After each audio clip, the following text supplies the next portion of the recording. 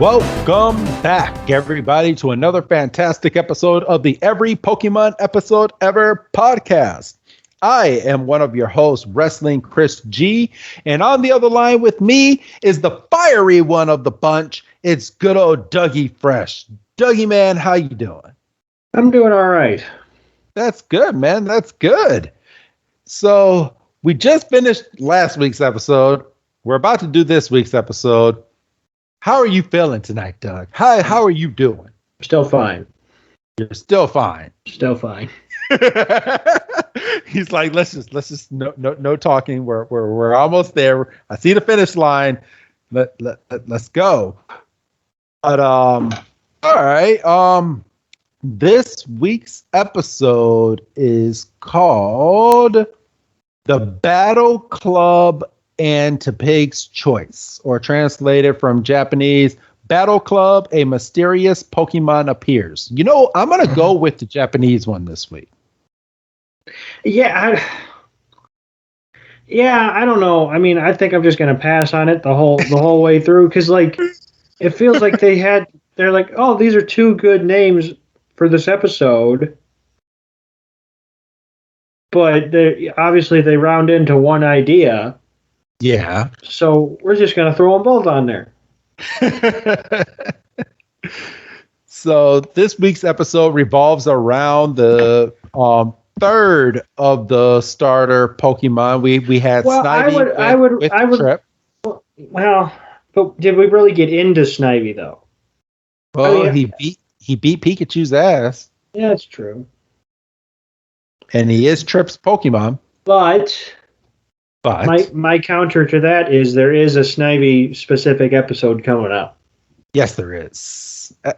And that is a couple episodes away. So, yeah, we will get that. But I'm surprised they didn't do the whole bing, bing, bing, the Tepig, Oshawott, and Snivy all together like they did, like as we're reviewing in the Kanto region. We got those back to back to back. And, you know, the way you started kind of reading out titles before we got on to record, it sounded like that was going to happen. Just based on the way some of your files were laid out. But we took a look, and this episode and Snivy are separated by like three episodes. Yeah. Yeah. So, but yeah, this week's episode revolves around Tepig. This episode actually premiered October 7th of 2010 in Japan. Here in the States, it premiered February 26th of 2011. And of course, we're going to go with the US date. And Doug, mine's going to trip you out. I mean, if you didn't already know it. But I am going first this week, everybody. Woohoo! Take a shot. Take a shot for me. So mine happened in 1975, Doug. And on this date, on the Today Show, can you believe that the Today Show was dated back even prior to 1975?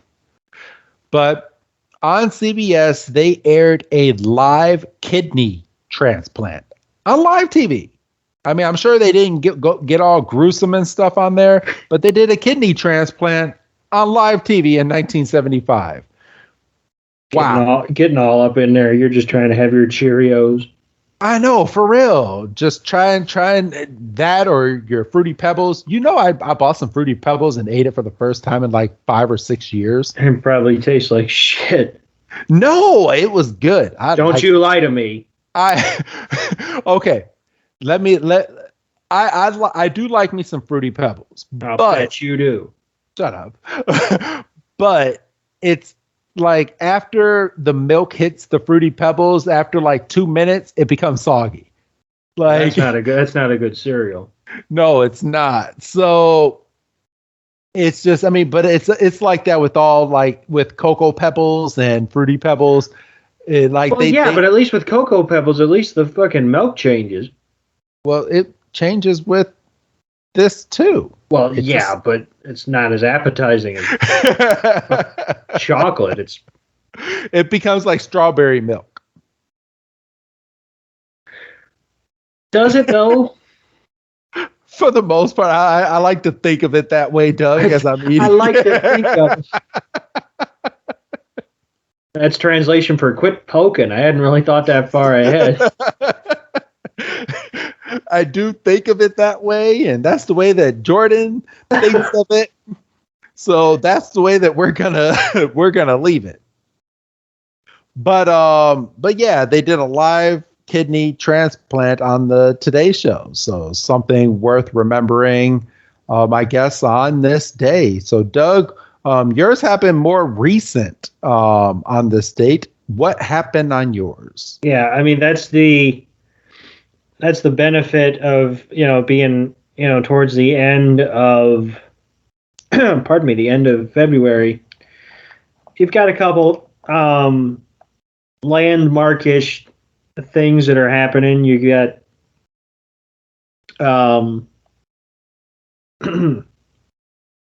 well, early to mid Feb, you got the Super Bowl, and then end of February, at least up until this past year, because for obvious reasons. For obvious reasons, Doug. Well, Is it that obvious? it should be. But this is traditionally around the time when you have the Academy Awards. And the 89th Academy Awards were on this day in 2017, so that would be February 26th. And these awards are noteworthy because of the big old flub that was made on live TV at the end of the show. As everybody's up there and Faye Dunaway and oh, for goodness sakes, I'll hit his name as we're like mid episode. Old dude's up there presenting the freaking the Best Picture award.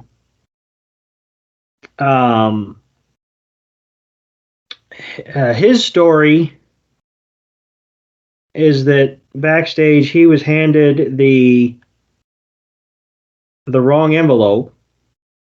Oh, okay. So we're about to have a moment. Okay. So he was handed the Best Actress envelope, which was Emma Stone that year, and she won for her role in La La Land. Oh, so I remember this when it happened. Okay. So dude sees sees Emma Stone's name and says, "Well, that can't be it because this is for Best Picture." So I'll just read what film she won for. So he reads La La Land. So everybody for La La Land comes up and they're shaking hands and they're hugging and handing out statues. And dude comes back around and says, Moonlight won this award. This is not our award. This is Moonlight. And everybody said, "Oh, he's just being humanitarian. He's saying, our film didn't deserve this. It should have been the movie." And he's like, "No, honesty." And he holds up the proper envelope, which I haven't seen the footage of somebody coming out with the proper envelope, but it probably is out there, and I just haven't looked close enough because he's got the Moonlight envelope. Oh, okay. So then we have this awkward moment where all the La La Land people are on stage. So all the La La Land people basically greet the Moonlight people, and so they're shaking hands and handing over awards. And I'm gonna find that guy, Warren Beatty. God damn it! There you go. That was gonna bug the fuck out of me. So I can tell. So yeah, so Warren Beatty and Faye Dunaway are kind of standing there because, dude, he wasn't up there to do it. He was up there to read a name, And he read it. And he called an audible because he saw a single name and didn't see a film. And he said, "Well, this," and, and he went on talk shows like the next week, and he's like, he basically told the story that I told, and because he was trying to get the heat off of him, boy.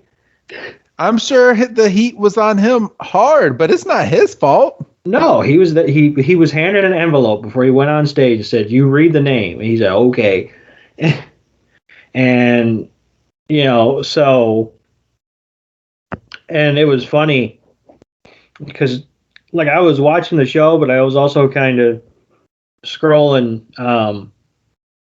Twitter just kind of at the same time, just for shits because certain people be funny, and La La Land gets announced to be the winner, and people are like, "Oh, boo, hiss, boo! It should have gone to Moonlight. It should have gone to Moonlight."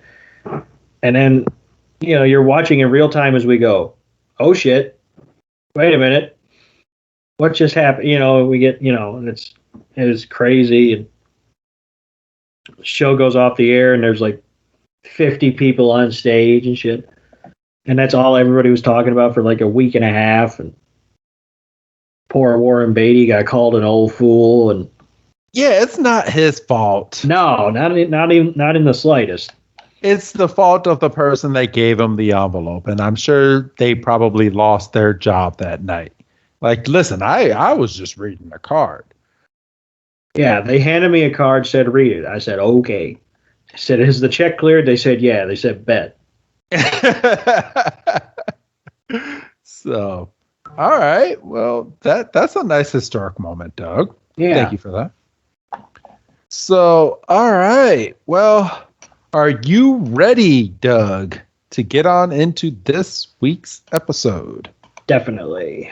I think you're more ready than any of us. We had a good clip in the first episode. Let's see if we can keep it up. Yeah, for real. All right. So let's go ahead and start this week's episode. We have clear blue skies, Doug. Clear blue skies. Clear blue skies, an open field, and a city at the bottom of the hill.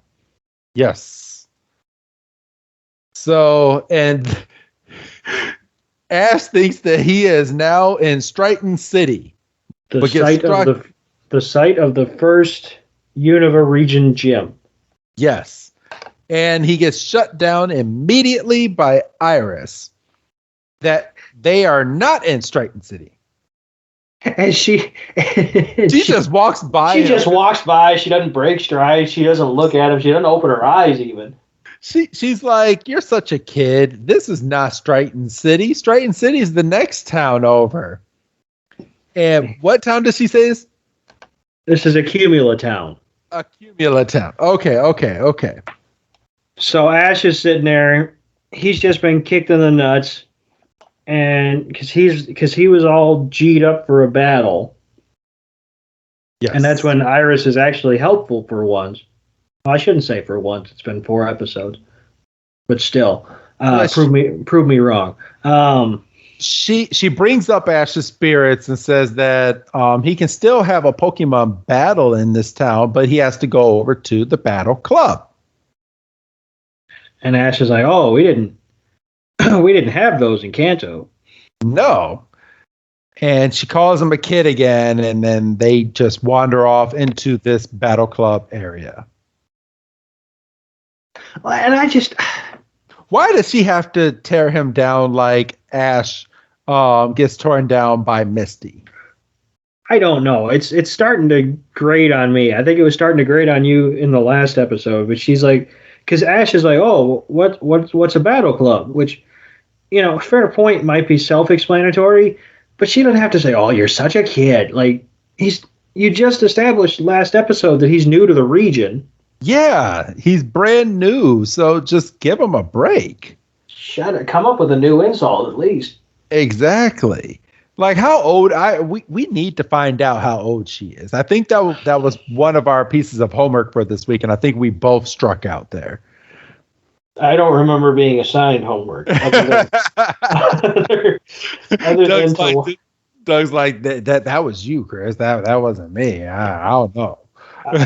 I wasn't CC'd on that email. So, all right. But we get into this battle club and she goes over let's see. Each trainer enters their Pokemon's profile, and it looks like in each computer, each trainer submits 2 Pokemon, which is perfect for Ash because Ash has Pikachu and Oshawott. He's got a Pidove. The disrespect. I didn't see Pidove not once in that last episode. He's got one. I know he does, but he didn't use that something. He didn't send Pidove out to go and talk some sense into those other Pidove last week. Like, girl, you can fly. Go. I don't know why I turned Pigeon, do you know cause? I turned into a crow over here. The stuff that people didn't hear at the end of last I was going to say, you're not having a good stretch here, are you? For a funny note, I took it out of last week's episode, but at the end of last week's episode, I tried to do an oink, but like an actual oink, and didn't come out sounding like an oink at the end of that episode when I was saying, "Oh, the whole episode is about Tepig," and then I was like oink, but it didn't sound like that. Doug's over here just going, "What the fuck was that?" It certainly was not an oink. And I can say that with a high amount of confidence.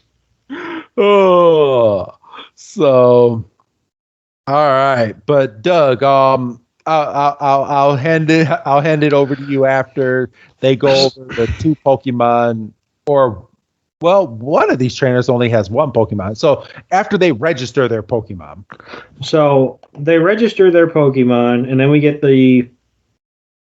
our lovely theme song, which you love. I love it. It's a toe tapper. It's a bop. I have it on my Spotify. It's the shiznit. Put that on repeat, everybody. Just you gotta.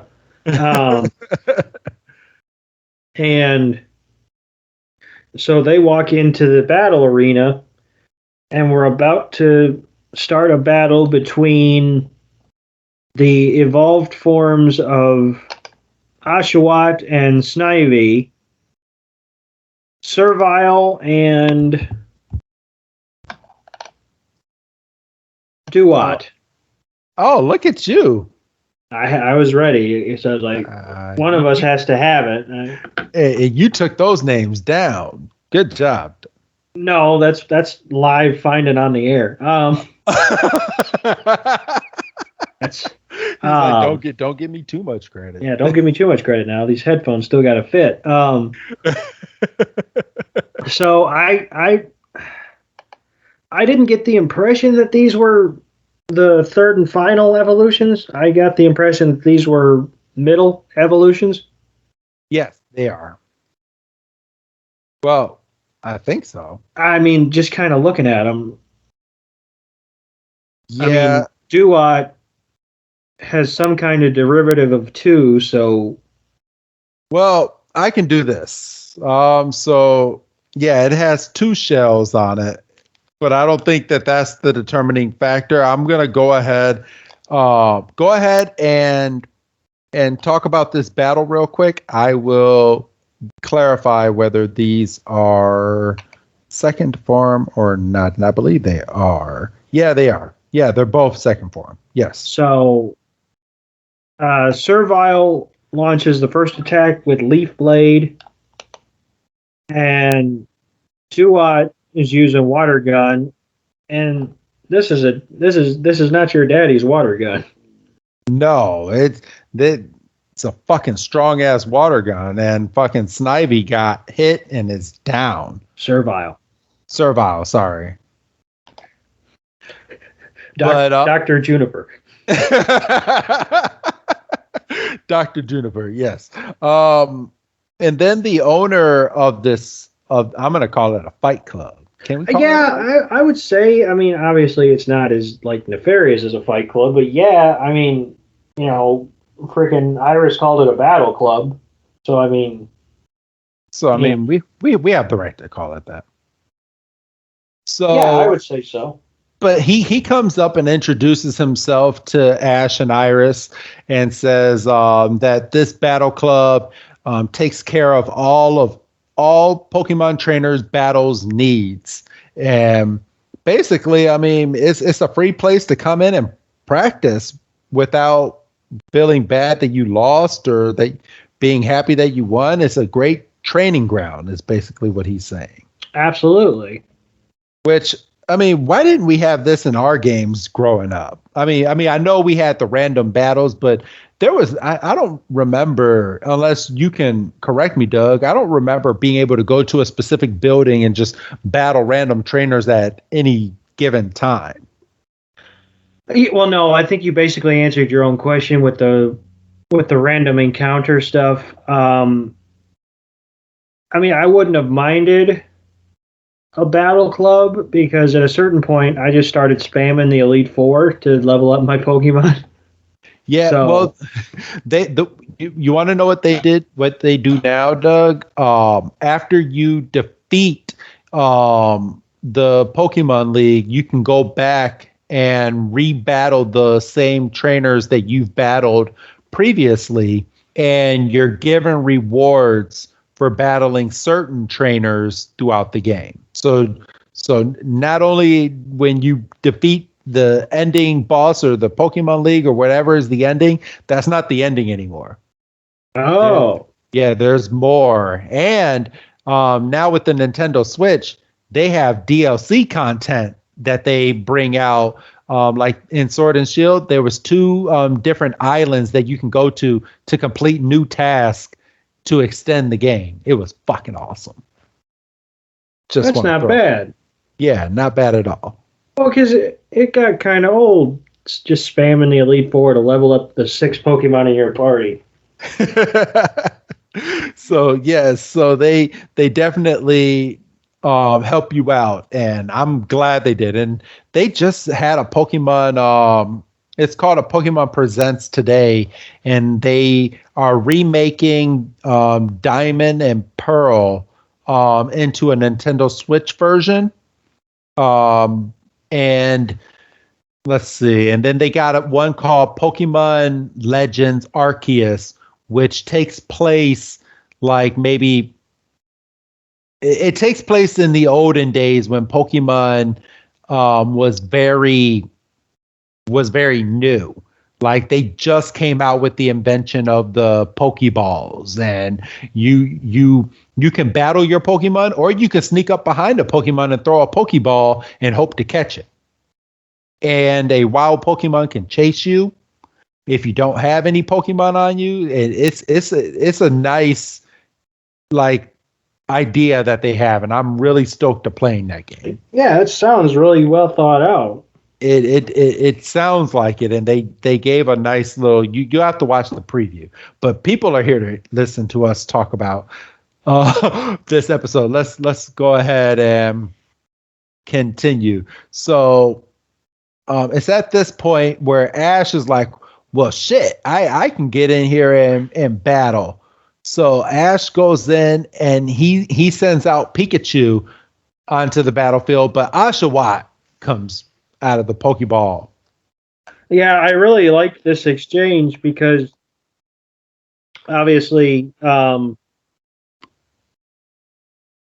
Oshawott is still kind of in the like wanting to prove itself stage. Yes. Pardon me. So it kind of feels like we were going to have like a Psyduck situation on our hands, and Oshawott sees the Evolved Pokemon, form. yeah, sees its evolved form, and turns Pikachu towards the battle and is like, you can take this one for me." I don't feel like battling anymore. I don't want to fight my brother. So it's Pikachu versus Duat, and Ash calls back Oshawott, into the Pokeball because Oshawott doesn't want to battle anymore. So And Pikachu uses Thunderbolt. Duat dodges,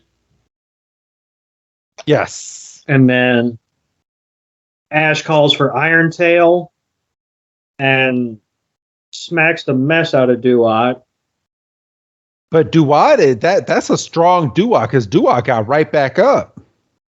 He got right back up, dodges a Volt Tackle, and Pikachu runs right into the daggum wall. I felt so bad. Like I think Pikachu was done at that instance, and then got freaking Razor shelled. Yeah, razor shelled, and that was it. I was like, well, damn. And then, of course, to ruin the fun that we're having in this episode, we go outside to Team Rocket. Almost like they're like, all right, look, they were an afterthought last episode.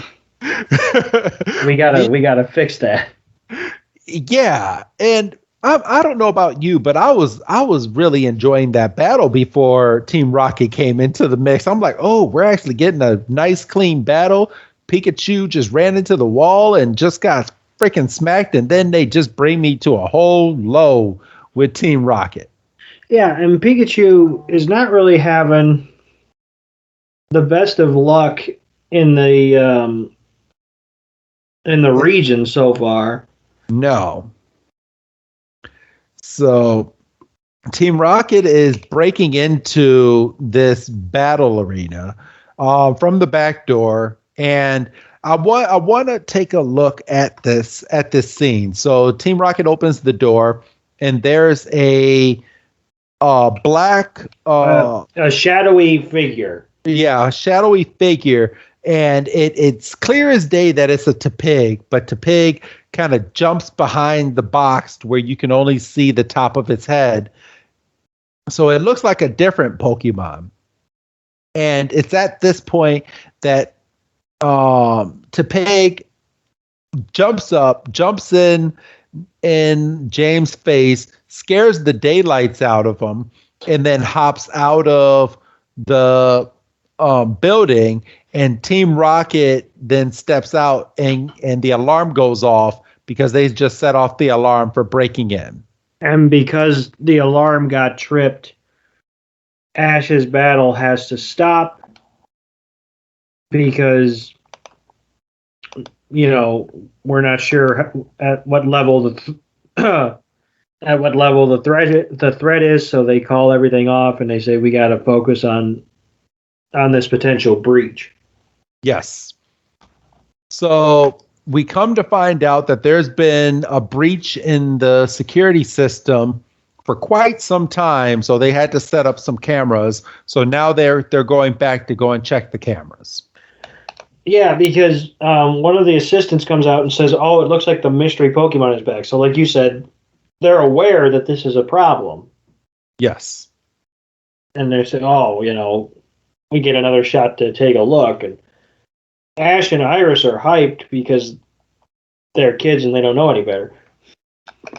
So they go back and they're checking the footage, and in the footage they see Team Rocket, and they're like, "Oh, it's Ash and Iris." They're like, "Oh, it's just Team Rocket. They're these bad guys that basically follow us, and they like to steal people's Pokemon and different items away from them."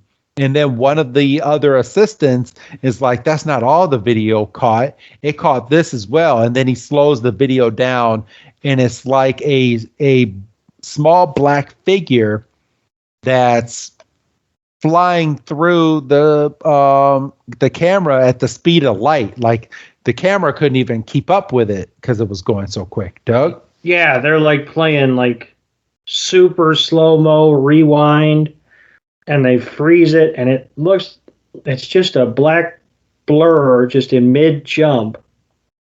And they're completely kind of baffled. They have an idea what it might be, but it's kind of outside of the realm of possibility.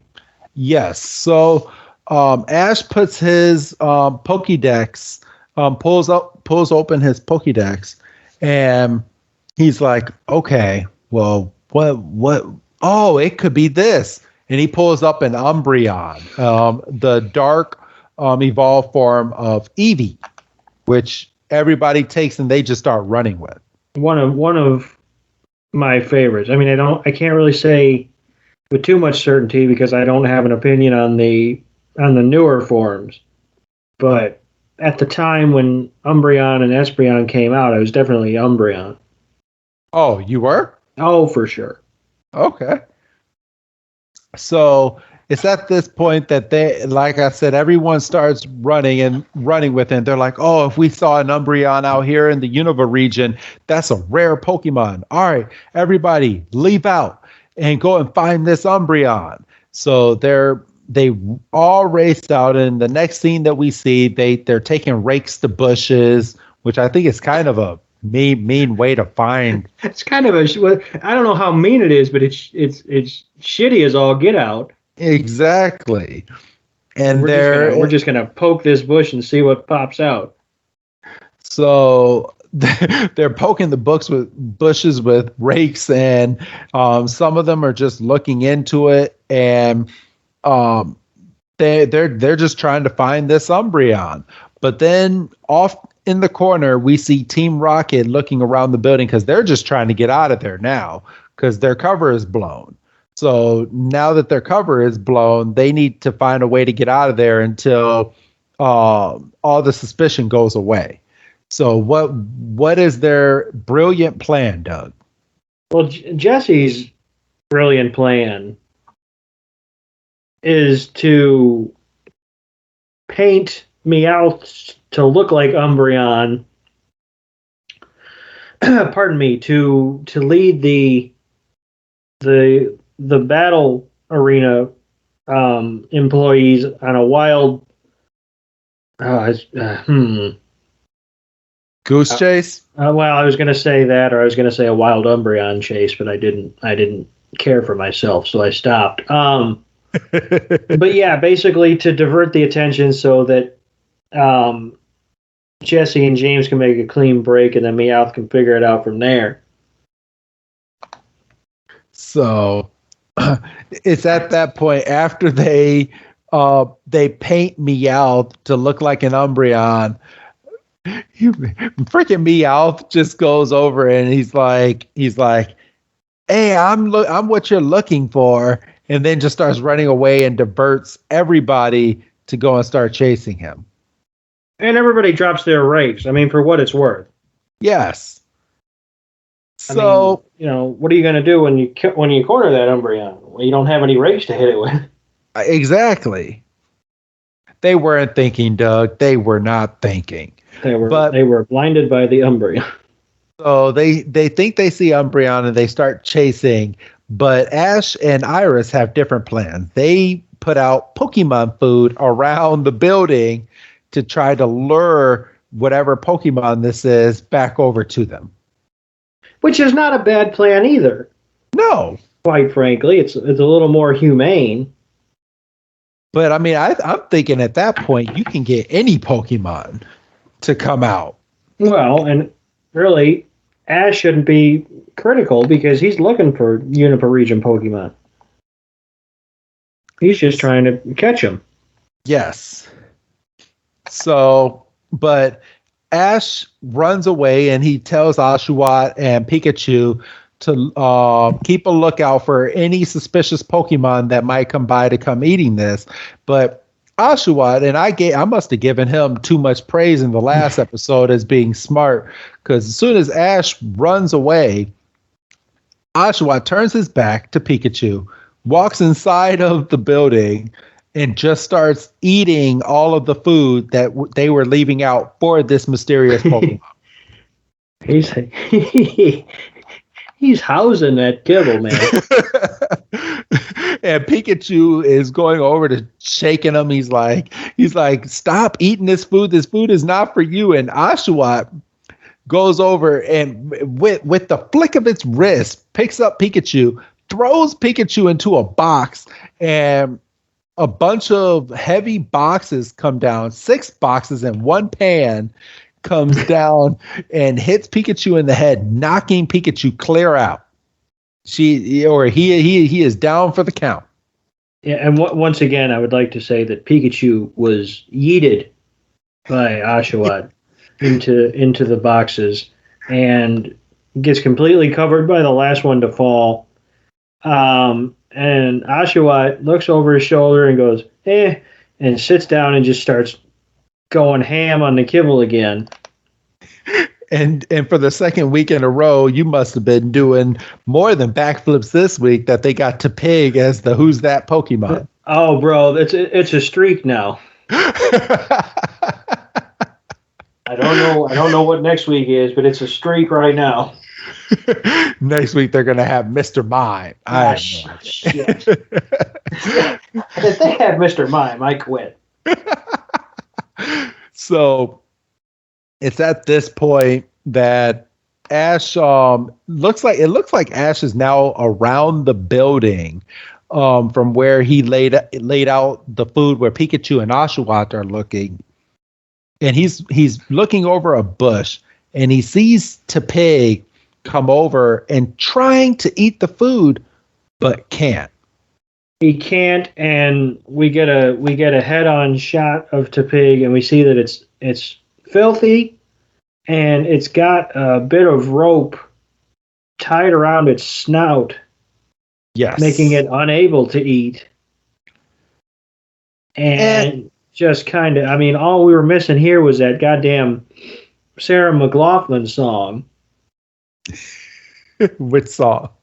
Fucking Arms of the Angel. Oh shit. Okay. Hate that one because it's that commercial with the dogs in the cages and shit. The dogs and cats in cages and shit. Yeah, and it's sad. Fucking hate that. And I don't. Why does Ash need to pull out Dexter to find out? Didn't he just see like 2 days prior to this happening a Tepig in Professor Juniper's office? He didn't hold Dexter up because he didn't have a Pokédex. Yeah, but he looked at it and was like, "Yeah, that's a fire type because it sneezed." He has no short-term memory. He plays too much video games. But we do find out from Dexter that Tepig is a fire type Pokemon, but when its allergies are acting up, it puffs out smoke. Right. So that was a nice. Which means that the one at Uniper's lab was healthy because we got a little bit of Ember. Yes. So Ash puts 2 and 2 together that you only get Tepig if you're a brand new trainer out here in the Unova region. So he needs to go out and help this Pokemon. But he looks at it, he's like, "You're skinny, you're dirty, and we thought you were Umbreon." And Tepig's sitting there trying to get the rope from around its snout because it can't open its mouth. But it can't do it. So Ash walks over to try to help it, and Tepig's not having any of it.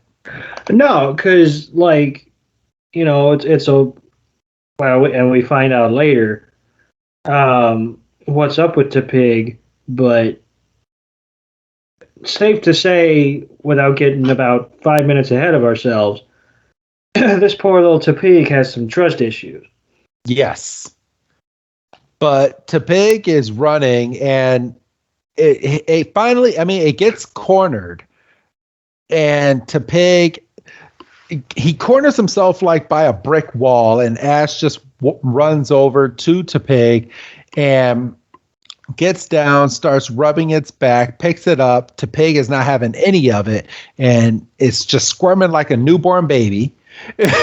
Just no, put me down. How many babies you try to pick up? Shut up.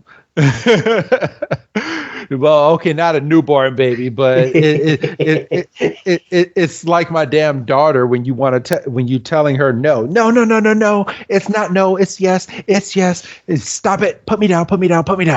It's yes, and you got to catch me. Yes. Bro, okay, side note. I had no idea that my daughter knew how to open the chocolate chip cookies. Like she came over to me and patted me on my leg and was like, "Daddy cookie," and I was like, "No, you're not getting any cookies." Stephanie comes around the corner. Don't give her. No. And Adrian just looked at me and she gave me like the most bland look, like, did you just tell me no? So she walks into the kitchen. I'm just watching her because I know she's not about to go. And she grabs the cookies and she just looks at me. And I'm looking at her and I was like, no. And she opens the cookies. And I was like, you know how to open that? And I was like, no. And then she takes the cookie out and she bites it. And then I was like, give me the cookie. And then she just goes and runs away and she drops the rest of the cookies on the floor. And I was like, oh my gosh. Shouldn't have. The cookies didn't fall out of the Chips Ahoy container, but she dropped the container thing on the floor. But gotcha. But she ran. She ate that cookie. Oh, I'm sure she did. and my wife was just sitting there just laughing. She's like, yeah. She said, F you. I'm going to eat this cookie. I asked you for a cookie. I was trying to be nice. But okay. Just trying to be nice. So, yeah. Ash kind of comes eye to eye with this Tepig. And Tepig is like, gives it a face full of soot. And Ash is like, I'm serious. I wasn't going to hurt you. And it's at that point Tepig's like, oh, well, all right then. And just kind of lets its guard down a little more. And Ash is working his little heart out to try to get the rope off of Tepig's snout. And apparently he does it. Yeah. We don't see it.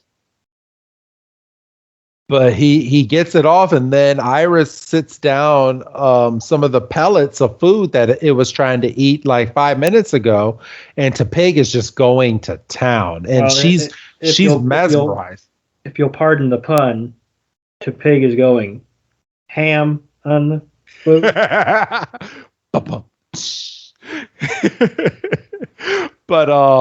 But it's at this moment, Iris is looking over at Ash, and I think she's starting to have a different type of feeling towards Ash and his love for Pokemon. She's starting to see this. Yeah, she's starting to see that Ash kind of has a pure heart. And, I mean, it's not all about,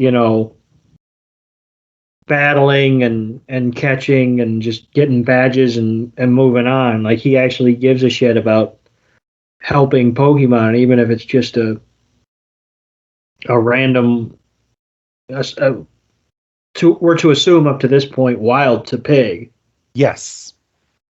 So at this point, we switch scenes and we go back to the Battle Club owner and his little minions.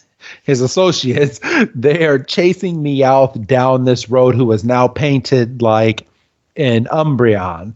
And Meowth is sitting here. He finally gets cornered like Tepig was. But, of course, Meowth can talk. So Meowth walks over to the owner. And he goes, I'm not an Umbreon. I'm a Meowth, and wipes off some of the paint and goes, I'm sorry for fooling you guys. I'm just going to take off now. And the guy's like, oh, it's just a damn Meowth. A damn talking Meowth. And his associate was like, wait a minute, but that's a talking Meowth in the Unova region. Doesn't that still make it rare? And they're like, yeah. And then they start chasing after him again.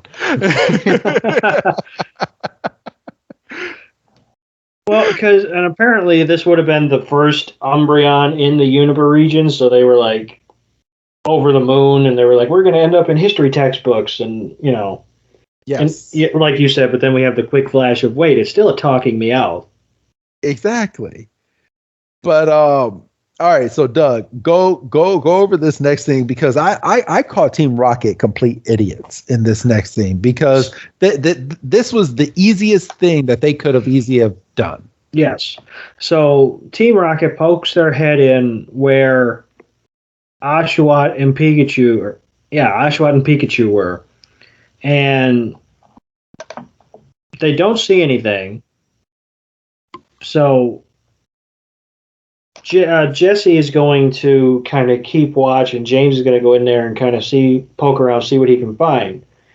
And he's picking up the boxes that fell on Pikachu, and it's just empty, and he's just a bunch of empty boxes, and just empty boxes and boxes with the food. And then he sees the box that is on Pikachu, and he picks it up, and Pikachu's out cold because he got hit with a frying pan. Let's not forget that.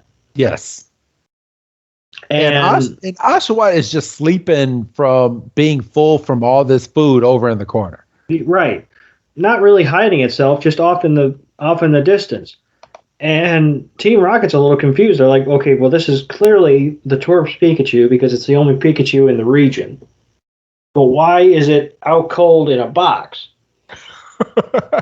Which is a fair question, because they have never not seen Pikachu without Ash unless they've attempted to steal Pikachu. Exactly. So they have a knocked out Pikachu, clear as day, and they go in. Obviously, behind the scenes, they go and they steal Pikachu, but Oshawott is watching all of this from a distance.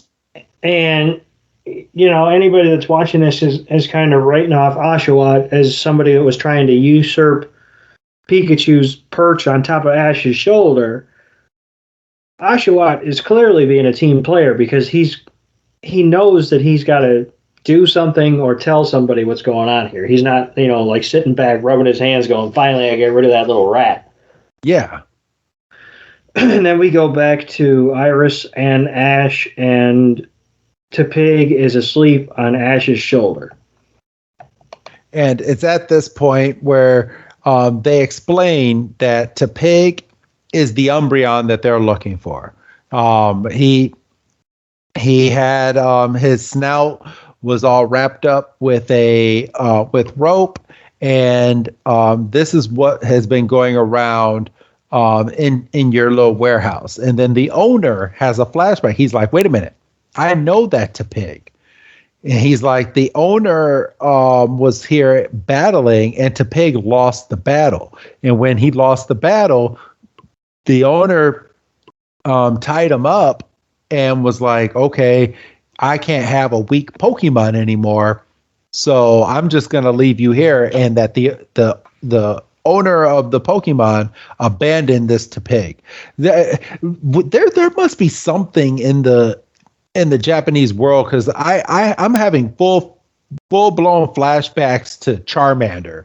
Yeah, I was wondering if the Tepig's trainer was like Damien Jr. or something. Yeah, for real.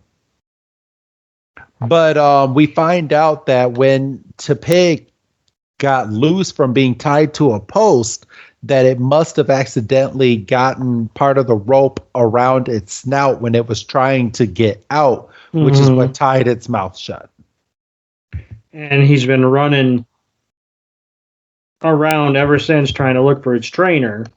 Yes. And, obviously, depending on how long it's had the rope around its snout would explain the weight loss. Exactly.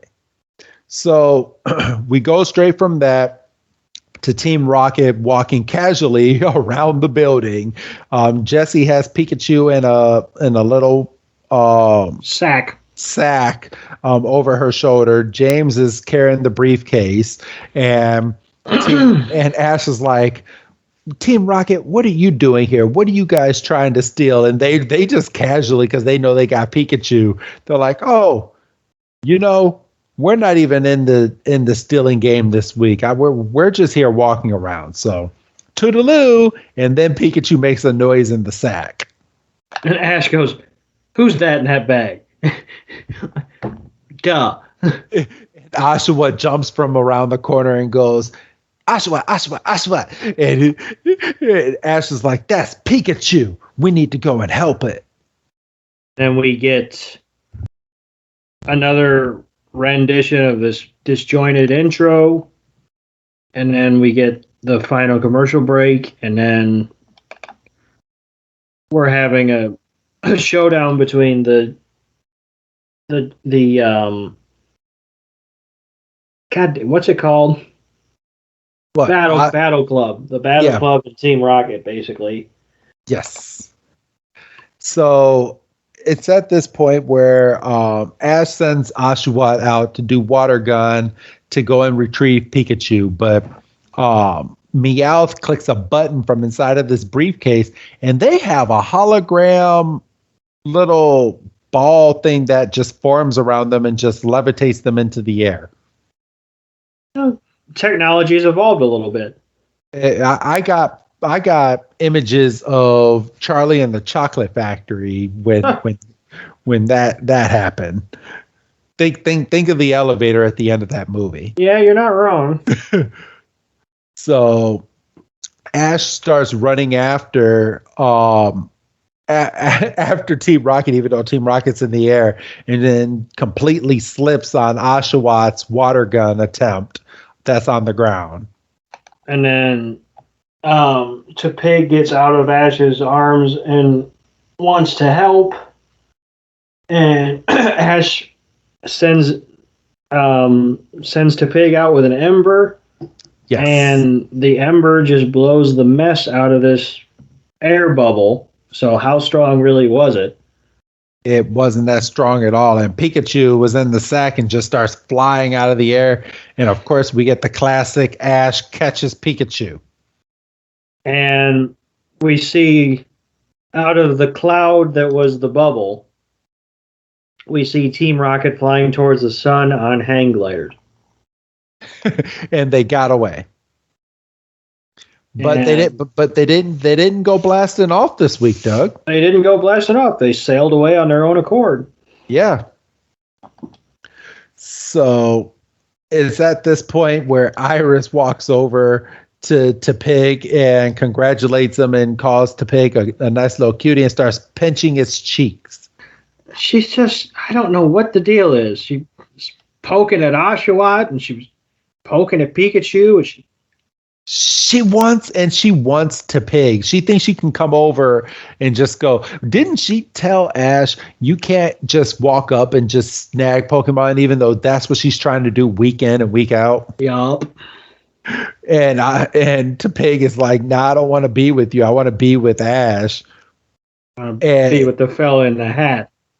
No, he's not wearing a hat right now. Oh, shit.